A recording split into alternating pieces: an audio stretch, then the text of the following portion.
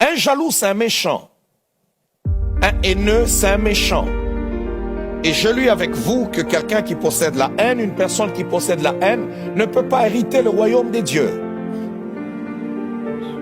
Il n'héritera pas le royaume des dieux. La même chose avec le jaloux. Et le diable utilise beaucoup plus ce sentiment qui est la jalousie pour détruire beaucoup des vies. Il détruit beaucoup les vies.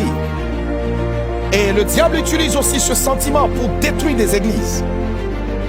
Les églises sont anéanties par cette puissance. J'appelle bien la puissance. La jalousie est une arme de destruction massive. C'est une arme que l'église, que le diable plutôt utilise pour briser les destinées, mettre les gens hors jeu. Que Dieu te préserve sur le chemin de ta destinée. Qu'il n'y ait pas des gens jaloux autour de toi parce que tu auras besoin du secours de l'Éternel.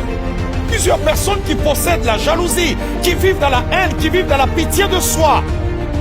Ils vivent dans l'orgueil, mais cependant, c'est caché dans leur cœur. Personne ne les voit. L'apôtre Paul est en train de dire, les péchés de certaines personnes sont manifestes, mais tandis que chez les autres, on les voit seulement plus tard. Il y a des gens qui m'écoutent ce matin, mais ils ne dorment pas depuis qu'ils voient que toi, tu as un mariage. Il y en a qui ne dorment pas parce que tu t'es acheté une voiture. Il y en a qui ne dorment pas parce que tu es bien habillé. Il y en a qui ne dorment pas tout simplement parce que tu possèdes des choses plus que eux. Ils ne dorment pas à cause de ton succès. La jalousie est une arme. Lorsqu'il y a la jalousie dans ton cœur, le diable te manipule. Ce n'est plus le Saint-Esprit qui agit, mais le diable te manipule. Lorsqu'on possède la jalousie, on va prêcher pour détruire même la doctrine biblique.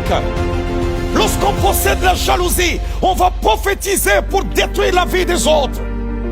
Lorsqu'on a la jalousie, on va tout faire. On devient un instrument entre les mains de Satan. Je parle aujourd'hui de la jalousie qui est l'envie, qui est la convoitise. On convoite une chose qui ne nous appartient pas. Et on veut coûte que coûte la posséder. On veut posséder cette chose-là. Alors on tue. On brise. On se dit non, pourquoi lui va être marié à cet homme, à cette femme-là?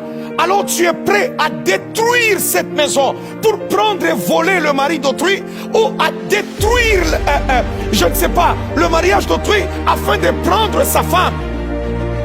C'est de cette jalousie-là dont je suis en train de parler. Et tu sens que la personne est jalouse parce que toi tu as eu la promotion.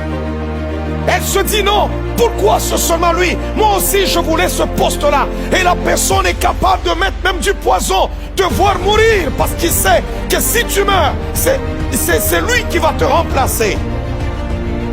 Que Dieu puisse te guérir en tant que femme, que le Seigneur te guérisse en tant que mari. Il y a des femmes qui sont jalouses de leur mari et le mari qui est jaloux de la femme. Et comment allez-vous bâtir votre vie? Comment allez-vous construire votre avenir? Si l'autre est jaloux de l'autre, le diable a déjà détruit, vous avez déjà échoué. L'élément qui détruit la jalousie, qui fait en sorte que la jalousie soit maîtrisée dans le cœur de l'homme, qui fait en sorte que la jalousie ne puisse pas opérer, que le cœur ne soit pas sous le contrôle de Satan, c'est l'amour. Toutes les choses qui empoisonnent le cœur sont maîtrisées par les vertus de Dieu. Lorsque nous cultivons les vertus du royaume, nous maîtrisons les éléments qui empoisonnent le cœur. L'amour est un élément qui affermit le cœur. Lorsqu'on a l'amour, la jalousie n'a plus de place. Rien n'est puissant comme l'amour dans la vie d'un enfant de Dieu. Un homme qui possède l'amour n'est pas jaloux. Il se réjouit parce qu'il veut voir son frère prospérer. Il veut le voir réussir et il n'acclame pas d'une façon hypocrite. Oh! Mais dans son cœur, il médite autre chose. Parce qu'il y a beaucoup d'hypocrisie. Vous trouvez une personne qui se réjouit de ton succès, mais du bout des lèvres, mais au fond de son cœur, il n'est pas content. Dès qu'il te tourne le dos, il commence déjà à méditer comment te faire tomber, comment t'humilier, comment t'enterrer, comment t'effacer. L'amour ne souhaite pas le mal.